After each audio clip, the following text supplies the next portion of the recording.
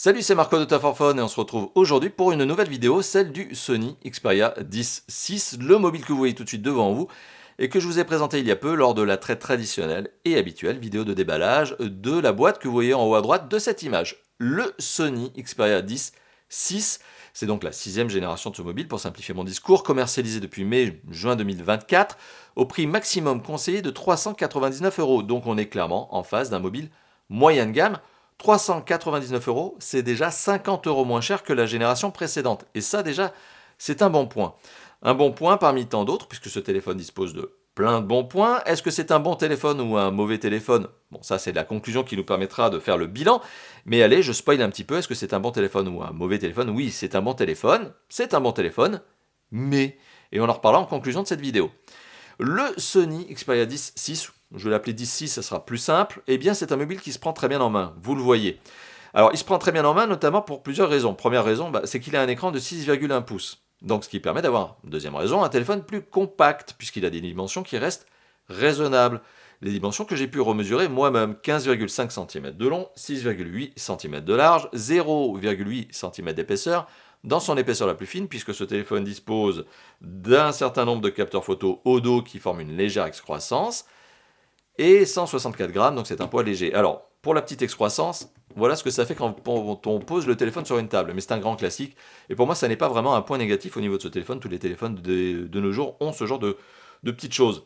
Mini jack sur le dessus du mobile, c'est un bon point, donc on retrouve l'entrée micro secondaire, sur le côté droit du mobile on retrouve le contrôle de volume plus-moins, le bouton on-off qui est aussi un capteur d'empreinte digitale. Sous le mobile, on retrouve le connecteur USB-C OTG, l'entrée micro primaire, et sur le côté droit, on retrouve une trappe qui permet de glisser une carte SIM au format nano, mais ce téléphone est bien double SIM, je reviendrai d'ici quelques instants sur cette notion, et la carte micro SD si vous voulez ajouter de la mémoire supplémentaire. A noter que cette trappe s'ouvre sans trombone, sans aiguille, ce que j'appelle le fameux trombone, mais qui est une aiguille. Ça s'ouvre uniquement avec l'ongle, par exemple, et ce téléphone est normé IP68. Donc pour être normé IP68, faites attention, il faut bien fermer la trappe, qui, elle, est étanche. Elle a un petit joint, et si vous ne fermez pas la trappe correctement, le téléphone est plus étanche. IP68, c'est le meilleur indicateur d'étanchéité aux poussières pour un téléphone que l'on va qualifier de grand public.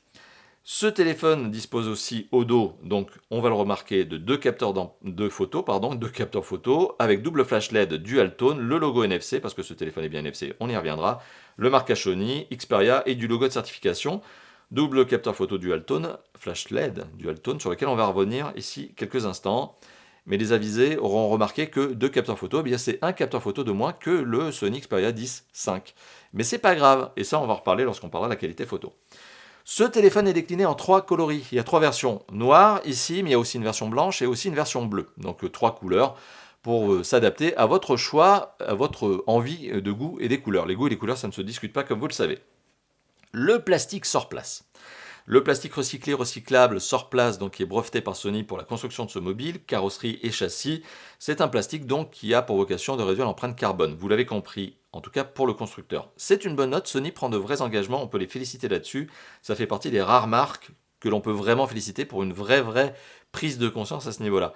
Mais le dos du téléphone, alors, qui est en plastique mat sur la version noire notamment, a une tendance très légère à s'enfoncer sur l'appui lorsque l'on l'appuie au centre arrière, ce qui est assez classique, qui est lié à la conception, cache batterie inextractible donc, plastique au centre, la conception fait que forcément il y a, ne cherchez pas, c'est l'ingénierie qui veut ça, il y a un espace entre la batterie et le cache-batterie, donc forcément quand on appuie très fort, on retrouve cette souplesse.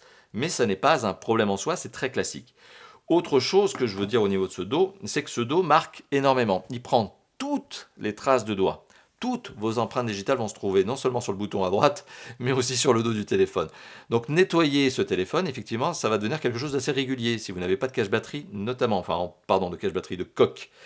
Mais, petite particularité, ce dos est extrêmement sensible, aux traces de doigts, certes, mais aussi à la rayure, à l'abrasion. Et si vous utilisez par exemple des mouchoirs Kleenex, par exemple, ou des sopalins pour nettoyer votre dos de téléphone, donc tout ce qui pourrait être un petit peu abrasif, ou par exemple si vous utilisez votre téléphone et que vous avez tendance à faire ça sur une table, alors j'exagère le mouvement, mais prendre son téléphone, poser son téléphone, reprendre son téléphone, poser, eh bien ça fait des rayures d'abrasion. Ce téléphone est extrêmement sensible au niveau du dos, aux rayures d'abrasion. Voilà, donc à vous de le savoir. Et si vous achetez ce téléphone et que ça ne vous importe pas, bah, tant pis, sachez-le, vous allez prendre très rapidement des rayures d'abrasion, je le rappelle. Mais sinon, bah, mettez un cache-batterie, pardon, une coque. Mais je crois qu'aujourd'hui, voilà, on met tous des coques sur nos téléphones. On a parlé du design, on a parlé de l'esthétique. Indice de réparabilité, avant que je ne l'oublie, 8,5 sur 10. C'est un bon indice de réparabilité pour un téléphone qui, bah, du coup, est censé être réparable assez facilement par un professionnel. Hein, j'indique bien par un professionnel. On n'est pas tous doués, et moi je ne le suis clairement pas en réparation de téléphone. Image et son, ce téléphone dispose d'un très très bel écran. Donc l'image, c'est clairement un des points forts de Sony, que ce soit pour les télés, mais aussi pour les mobiles, que ce soit aussi pour les boîtiers réflexes, appareils photo caméra. Sony, c'est un spécialiste de l'image à la base. Donc ça fait des années, ça fait des décennies que Sony est bon dans le domaine, et ça fait des décennies, bon, j'exagère un peu, ça fait une dizaine d'années, un petit peu plus, que Sony est très bon dans le domaine au niveau des smartphones. Donc on se retrouve ici avec un écran qui est un très bel écran, 6,1 pouces, donc c'est une diagonale qui est raisonnable par rapport à l'opulence de grande taille d'écran que l'on a de nos jours, 6,7, parfois même plus. Donc on est sur un téléphone qu'on pourrait presque qualifier de compact. 6,1 pouces, technologie OLED, ça permet des vrais contrastes, des vrais contrastes infinis, une vraie profondeur au niveau des sombres. On a une image très vive en termes de couleurs, mais bien évidemment c'est réglable. On a une image très lumineuse, on atteint les 1000 nits et plus, mais ça aussi c'est réglable, bien évidemment. On a une image qui est nette, puisqu'on a un téléphone qui est doté d'une résolution Full HD, plus, donc 2520 pixels par 1080 pixels, ce qui donne 449 pixels par pouce en termes de densité. Donc clairement, l'image est nette, vive, contrastée, lumineuse, et quand je dis vive, c'est en termes de couleur, mais vive en termes de rafraîchissement, on est à 60 Hz, donc 60 images par seconde maximum sur cet écran. Donc c'est une contrepartie de cet écran. C'est vrai qu'on aurait aimé le 120 Hz, mais on a une image 60 Hz. Mais ce qui n'a rien à voir justement avec la vitesse tactile qui, elle, est bien 120 Hz. On a un téléphone donc qui propose une belle qualité d'image, un bel écran. J'aurais probablement mis une incrustation pour vous permettre de vous faire votre propre idée. Et on a un téléphone qui a un bon son. Alors comme je vous l'ai indiqué, mini jack. Il est présent, très bonne note. Bluetooth 5.2, il est présent, bien évidemment, ça c'est un peu incontournable de nos jours. Et on a un double haut-parleur sur la face avant du mobile. L'écouteur supérieur est un haut-parleur, peut se transformer en haut-parleur. Et on a aussi une fente en bas ici, qui est également un haut-parleur. Double haut-parleur qui offre un son pouvant être puissant, c'est réglable, jusqu'à 130 décibels. Et plus, un son qui présente la particularité d'être de bonne qualité, même quand il est au max, avec une sorte d'effet de basse. C'est très agréable en termes de son. On est à la limite de l'enceinte Bluetooth, de l'enceinte portable, donc c'est un bon son haut-parleur.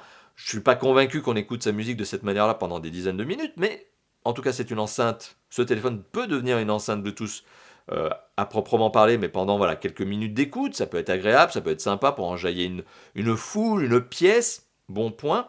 A noter que quand même ce double haut-parleur a une particularité supplémentaire, mais qui est encore une fois de plus liée à la conception.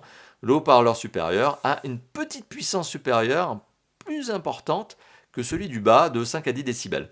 Alors ça ne s'entend pas vraiment à l'oreille, sauf si vous êtes un fin mélomane et que vous avez vraiment une ouïe très très précise, mais normalement vous ne devriez pas entendre justement le delta de 5 à 10 décibels entre le haut et le bas, qui est lié à un choix de conception. C'est probablement lié au fait que le haut-parleur est plus petit en bas, moins gros que celui du dessus. Mais il a un effet de caisse, de résonance un peu plus important en bas.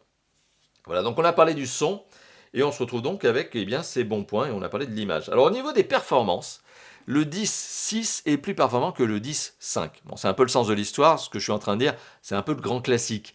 Mais plus performant de combien ? Eh bien, plus performant de 20% environ, ce qui est déjà énorme, c'est-à-dire que d'une génération à l'autre, ce téléphone a pris 20% de performance supplémentaire. Notamment, on va le voir sur Antutu, on obtient, alors pour les amateurs avisés de score, parce que je sais que vous aimez bien les benchmarks, vous qui êtes en train de regarder cette vidéo, on obtient un 549 000 points. On va arrondir à 550 000 points, donc 20% de performance supplémentaire par rapport à la génération précédente.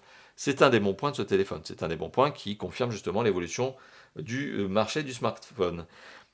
550 000 points sur Antutu, 615 points sur 3D Mark Wildlife Extreme et Geekbench V6 CPU Multicore, c'est 2804 points. Voilà, je vous ai donné les benchmarks, mais en tout cas, sachez-le, on est sur un téléphone qui est moyen de gamme, a un score de performance moyen de gamme, rien d'étonnant, et on est sur un téléphone qui fait tout tourner, c'est-à-dire en termes de jeu 3D, on arrive à faire tourner par exemple du PUBG mobile de manière tout à fait sympathique, avec des bons niveaux de graphisme. Par contre, on n'arrivera pas à atteindre des jeux, alors une dizaine de jeux, c'est-à-dire qu'il y a une dizaine de jeux sur le Play Store aujourd'hui qui ne peuvent pas être joués sur ce téléphone, et qui sont des jeux très très gourmands, c'est le top 10 des jeux gourmands, dont Alien Isolation, qui ne passe pas sur ce téléphone, puisqu'il faudrait avoir environ 800 000 points pour pouvoir prétendre jouer à Alien Isolation, c'est-à-dire avoir un niveau de performance suffisant. Donc on est sur un téléphone moyenne gamme qui ne surprend pas par son niveau de performance, si ce n'est que oui, il est meilleur que la génération précédente. Alors ça, c'est lié aussi à des composants, et si je les détaille très rapidement, ces composants que l'on va voir peut-être s'afficher ici, oui tout à fait, on retrouve un certain nombre d'informations, dont notamment le modèle de CPU. On est bien sur un Qualcomm Snapdragon, ici qui est défini comme étant le SM6450.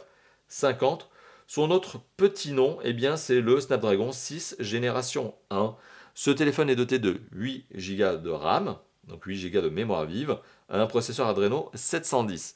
Alors tout ça c'est très bien, ok, donc on a un téléphone qui est moyenne gamme et qui, son niveau de performance est celui d'un moyenne gamme, et il n'y a rien de surprenant. Et en mémoire de stockage, monsieur, c'est quoi? Eh bien, on a 128 Go de mémoire de stockage interne sur ce téléphone, mais lorsque vous l'allumez pour la première fois, vous faites les premières mises à jour, l'OS est installé, eh bien, vous avez 97 Go de mémoire de stockage disponible pour vous après le premier démarrage et les premières mises à jour. Mises à jour sur lesquelles je vais revenir d'ici quelques instants, vous vous en doutez lorsque je vais parler du système d'exploitation. Donc, on a un téléphone qui, ici, en termes de performance est bon, en termes de mémoire de stockage intéressant, et pour les plus gourmands, eh bien je le rappelle, vous avez un emplacement micro SD, ici, dans le slot situé sur la gauche du téléphone. Et ce slot vous permet d'ajouter une micro SD allant jusqu'à 1,5 Go. Bon, 1,5 Go c'est un peu overkill je trouve pour ce téléphone, mais aujourd'hui, des 128 Go, ça se retrouve à moins de 20 euros, et donc pour moins de 20 euros, vous pouvez ajouter 128 Go de mémoire sur ce mobile. Ce qui est en soi, je trouve une bonne idée, voilà, tout simplement. Alors on a parlé des performances, maintenant on va parler de la connectivité. Alors bon, il y a le logo NFC au dos du téléphone, je passe très rapidement là-dessus, donc vous pouvez faire du paiement sans contact, de l'utilisation de titres de transport sans contact, c'est possible avec ce téléphone, il suffit de paramétrer les bonnes applications. On a également du Bluetooth 5.2, du Wi-Fi ABGN AC, on a, surtout peut-être c'est ça qui va nous intéresser parce que le reste est assez standard, on a du 4G 5G, donc ce téléphone est bien 5G, ce téléphone est doté du mini jack, de l'USB-C OTG, et on a également, pour aller dans le détail, la puce de navigation, de localisation de ce téléphone. Et bien c'est une puce qui est une puce GPS, donc réseau américain, GLONASS, réseau russe, BDS, réseau chinois, QZSS, réseau japonais, mais ce téléphone est un Sony, je le rappelle, donc Sony c'est japonais, donc ils ont quand même leur propre réseau de satellite, heureusement, et enfin en tout cas ils l'exploitent, et Galileo, donc qui est le réseau de satellite européen. Donc le seul réseau de satellite qui n'est pas utilisé par ce téléphone, c'est le réseau indien. Ce téléphone donc a bien une très bonne précision de localisation, GPS, de navigation, voilà. Autre point, le DAS de ce téléphone, eh bien il est plutôt élevé. Alors plutôt élevé dans vraiment, voilà, c'est pas GG quoi. 1,32 watts par kilo à la tête. On est en 2024, quel que soit le type de téléphone, c'est quand même élevé. Que ce soit un téléphone entrée de gamme, moyenne gamme, haut de gamme, 1,32 watts par kilo à la tête, c'est quand même élevé pour un DAS sur un téléphone de l'année 2024. Alors certains me diront que oui, c'est parce que ça capte mieux, ça balance plus fort, etc. Je ne vais pas rentrer dans le débat, parce que ça fait plus d'une dizaine d'années déjà que je parle du sujet. Mais voilà, sachez-le, il y a un DAS de 1,32 watts par kilo à la tête sur ce Sony Xperia 10 6.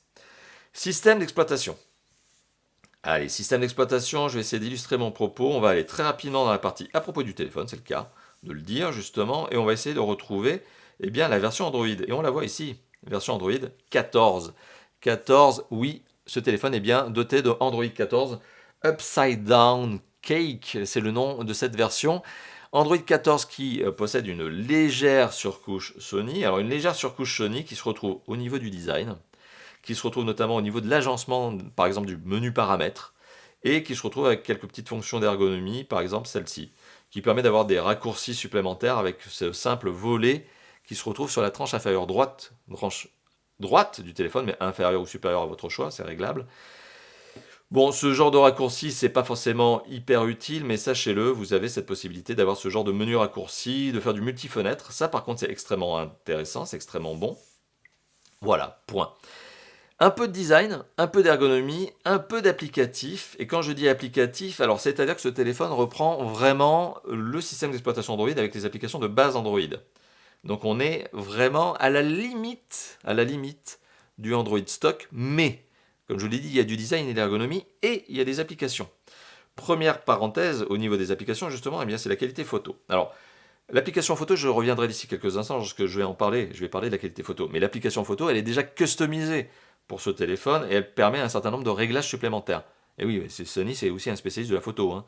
Creators App, par exemple, qui est une application qui permet justement eh bien, aux créateurs de contenu, de photos, d'images, eh bien, d'accéder à un certain nombre de paramètres. Donc, importer ces images dans le cloud, importer des images d'un appareil photo, par exemple, sur ce téléphone, appareil photo Sony, parce que le but de ce téléphone, c'est par exemple de le synchroniser, même en filaire, avec un boîtier réflexe, pour rester dans l'écosystème Sony. Donc, si vous avez un boîtier réflexe Sony, de dernière génération quand même, vous pouvez l'appairer avec ce téléphone, le relier en filaire, faire tout un tas de belles choses supplémentaires.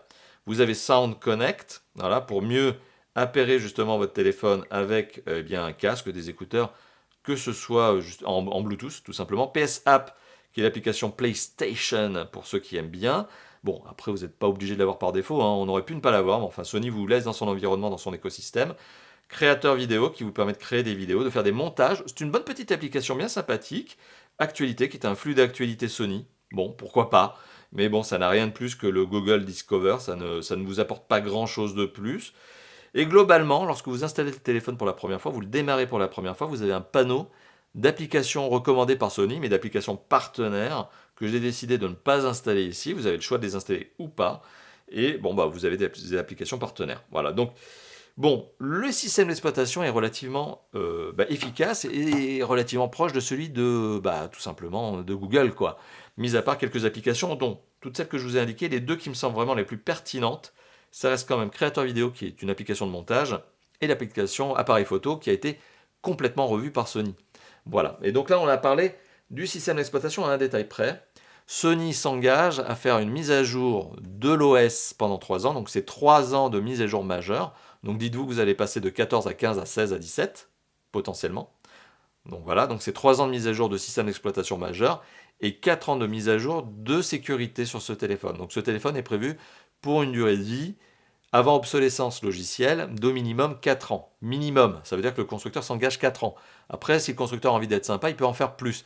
C'est ce que font en général les constructeurs. Mais 4 ans, garantie de mise à jour de sécurité. Donc on a parlé maintenant du système d'exploitation, maintenant on va parler de l'usage. Alors, oui, c'est un téléphone qui peut faire du gaming, oui, c'est un téléphone qui peut faire du productif. Donc gaming, je vous l'ai dit, pas d'Alien Isolation, mais du PUBG. On peut faire du productif, bien sûr, du tableur Excel si vous avez envie d'avoir du tableur sur ce téléphone. Vous pouvez utiliser vraiment ce téléphone en mode ludique et en mode professionnel. Vous avez aussi sur ce téléphone deux autres usages dont je n'ai pas encore parlé de manière détaillée et qui sont importants, qui sont la qualité photo et l'autonomie. La qualité photo de ce téléphone, eh bien, elle est bonne. Elle est tout aussi bonne, finalement, que celle de la génération précédente, sachant que ce téléphone a un capteur photo dorsal de moins qu'avant. C'est-à-dire qu'au dos du téléphone, on a un capteur 48 mégapixels stabilisé optique, donc OIS, et un capteur photo 8 mégapixels grand angle. Et on perd sur ce téléphone, par rapport à la génération précédente, le 8 mégapixels téléobjectif x2. Donc vous perdez le zoom optique x2 que ce téléphone avait précédemment. C'est pas grave, parce que finalement, moi les zooms optiques, très bien, ok, peu importe, 2 capteurs photo, ça marche très très bien, il n'y a pas besoin non plus de criser. Ce téléphone, rappelons-le, est 50 € moins cher que la génération précédente. Donc plus de performance, mais capteurs photo en moins, le téléobjectif est sacrifié. Alors la qualité photo est très très sympathique. On arrive à un niveau, on peut presque dire de macro, qui est très efficace. Le 48 mégapixels marche très très bien, c'est débrayable et on a le capteur photo selfie. Alors capteur photo selfie sur lequel je vais revenir. Le capteur photo dorsal, à mon avis, le double capteur prend de bonnes photos. Il est en nette amélioration par rapport à la génération précédente. C'est-à-dire que la génération précédente avait une tendance à fortement se dégrader en ISO. C'est-à-dire que lorsque l'on avait peu de luminosité, le téléphone allait monter dans les ISO et dégrader la qualité photo. C'est moins flagrant maintenant, c'est-à-dire que ce téléphone gère un petit peu mieux les conditions lumineuses, mais malgré tout, il y a toujours du bruit lorsque la lumière devient compliquée avec ces capteurs dorsales. Le capteur photo frontal, c'est la même chose. Donc c'est un petit problème de netteté au niveau des sombres, quand l'environnement est sombre. Au niveau du capteur photo frontal, on retrouve un 8 mégapixels qui simule l'effet bokeh avec notamment du logiciel. On a un capteur photo frontal, 8 mégapixels. 8 mégapixels, c'est bien. Il n'y a pas besoin d'avoir 12, 14, enfin 168. Enfin non, non. Un 8 mégapixels qui prend bien les photos, c'est quand même mieux qu'un Watt 1000 mégapixels qui prend mal les photos. Voilà, c'est une évidence. Et ce 8 mégapixels, dont je mettrai probablement là aussi une incrustation photo, prend très très bien les photos pour un 8 mégapixels qui a une fonction bokeh. Et en général, quand on fait des photos selfie, bah, on veut de l'effet bokeh. Donc la qualité photo est tout à fait correcte pour un téléphone de cette catégorie. Autre point, eh bien l'autonomie. Alors l'autonomie de ce téléphone, c'est un téléphone qui dispose d'une batterie de 5000 mAh située au dos du téléphone non extractible. Elle n'est pas prévue pour être retirée. C'est une batterie de 5000 mAh qui me semble tout à fait adaptée pour un téléphone de cette catégorie. En moins que ça me semble dommage. Donc 5000 mégapixels, 5000 mAh pour une batterie de smartphone, de nos jours, ça me semble un minimum. Voilà, je viens de le dire. C'est un téléphone qui se recharge en recharge rapide. Moi, j'ai mesuré une 20 watts, mais je ne trouve pas, et malheureusement, donc je ne peux pas garantir que ce soit plus que 20 watts, je ne trouve pas d'informations certifiées au niveau de la recharge rapide. Par contre, oui, je confirme que c'est une recharge rapide, et oui, mes propres mesures me montrent bien que c'est un 20 watts et plus, mais je ne peux pas dire plus combien. Donc c'est un téléphone doté de la recharge rapide. Alors, tout ça pour vous dire quoi au final? Est-ce que c'est un téléphone qui a une bonne autonomie? Oui ou non? Oui, c'est un téléphone qui a une bonne autonomie. Comme la génération précédente, c'est un téléphone qui dépasse parfaitement la journée avant d'être chargé, potentiellement 2 jours avant d'être chargé, mais j'en doute parce qu'on a quand même un usage de smartphone aujourd'hui sur ce type de téléphone qui peut être intensif, et forcément, je doute qu'on atteigne les 2 jours avant la recharge. 2 jours, c'est si vous êtes cool. Mais comme vous allez probablement faire un peu de vidéos, un peu de photos, vous allez probablement regarder des vidéos, bon, etc., jouer peut-être à des jeux vidéo, etc. Bon, je ne suis pas convaincu du 2 jours, mais du 1 jour, clairement. Et c'est un téléphone qui, pour 1 heure de vidéo, consomme entre 6 et 8% de batterie. Ça aussi, c'est un grand standard. Donc on est dans la grande norme, finalement, au niveau de l'autonomie. Et bah, finalement, être dans la grande norme, c'est quand même aussi un bon point. Alors il est temps d'arriver maintenant à la conclusion de cette vidéo et de vous dire ce que je pense du Sony Xperia 10 6. Bon ou mauvais mobile? Alors je vous l'ai dit en début de vidéo, bon ou mauvais mobile, j'ai répondu à cette question, bon mobile. C'est un bon mobile qui est plus compétitif que la génération précédente parce que Sony a sacrifié un capteur photo, mais en contrepartie vous gagnez 20% de performance supplémentaire. Donc ça c'est déjà à mon avis un bon choix. C'est un téléphone qui dispose d'une configuration très homogène, très intelligente, de bonne qualité intrinsèque, notamment au niveau de la qualité photo aussi, au niveau de l'autonomie, au niveau des jeux, etc. Donc ce téléphone dispose de finalement tout ce que l'on est en mesure d'attendre sur un téléphone moyenne gamme, 399 euros prix maximum conseillé, en 2024. Alors finalement, est-ce que ce téléphone pâtit de quelque chose? Est-ce qu'il a eh bien, des points négatifs? Le point négatif principal de ce téléphone, c'est la concurrence. Ce téléphone est sur un marché qui est d'une difficulté incroyable pour les constructeurs de nos jours et tant mieux pour les consommateurs que nous sommes. Ce qui fait que nous avons plusieurs alternatives, plusieurs choix de mobile et donc plusieurs prix différents en fonction du mobile, du marché, du moment. Et ce téléphone se retrouve donc clairement, je vais l'indiquer, face à une concurrence extrêmement rude, acharnée. Le point faible de ce téléphone, c'est finalement le fait qu'il est en frontal avec d'autres mobiles qui sont potentiellement aussi intéressants, avec quelques deltas en fonction du choix que vous voudrez porter, meilleure qualité photo, meilleure performance, etc. Mais ce téléphone est en frontal avec du Samsung Galaxy A55 par exemple, ou encore du Nothing Phone 2A, que j'ai également eu l'occasion de tester. Et donc, voilà, vous êtes dans ce bain de téléphones moyenne gamme performant, sympathique, et qui donc du coup est à votre avantage. À vous de choisir le mobile qui vous correspond le mieux sur un marché très concurrentiel où vous avez des alternatives qui sont aussi intéressantes, qui sont sympathiques. Voilà, donc le point faible de ce téléphone, vous l'avez compris, je me répète une troisième fois, c'est la concurrence. Tant mieux pour le consommateur que nous sommes, et d'ailleurs je le rappelle, comparateur de prix en lien et en description de cette vidéo pour faire la bonne affaire et choisir le mobile qui vous correspond en fonction, ne serait-ce que de votre budget. Voilà, donc je n'ai pas grand-chose d'autre à ajouter à cette vidéo, si ce n'est merci de l'avoir regardé. Merci d'avoir pris le temps, justement, ce temps de partage avec moi. Et d'ailleurs, je dis partage, eh bien n'hésitez pas à partager cette vidéo. N'hésitez pas aussi à la liker, hein, encouragez-moi, encouragez cette chaîne, faites que cette chaîne progresse encore et encore, tout simplement en lâchant le petit pouce bleu en bas de la vidéo, le petit thumbs up, le pouce des familles, le pouce du bonheur. Vous pouvez aussi vous lâcher dans la zone de commentaires, ça me fait bien plaisir de voir vos réactions. Dites-moi ce que vous pensez de ce téléphone. Dites-moi ce que vous pensez de ce téléphone. Est-ce que c'est un téléphone que vous pourriez acheter? Est-ce que la concurrence est si rude que ça finalement? Est-ce que j'ai vraiment eu raison d'insister sur cette notion? Bien, n'hésitez pas à mettre cela dans les commentaires. Et enfin, n'hésitez pas aussi à vous abonner à la chaîne YouTube. C'est un bouton qui se trouve tout en bas à droite de la vidéo. qui s'appelle plus 1 abonnement et vous êtes abonné à la chaîne high-tech du bonheur, quoi, tout simplement. Sur ce, encore une fois de plus, merci d'avoir vu cette vidéo. Je n'ai pas grand-chose d'autre à ajouter, si ce n'est à bientôt. À bientôt pour d'autres vidéos, dont notamment, par exemple, celle, eh bien, je vais vous le montrer, celle du test du Sony Xperia 1 6. Mais là, on est sur du très très haut de gamme. Alors, on est sur du très très lourd. Allez, à bientôt. Ciao, ciao.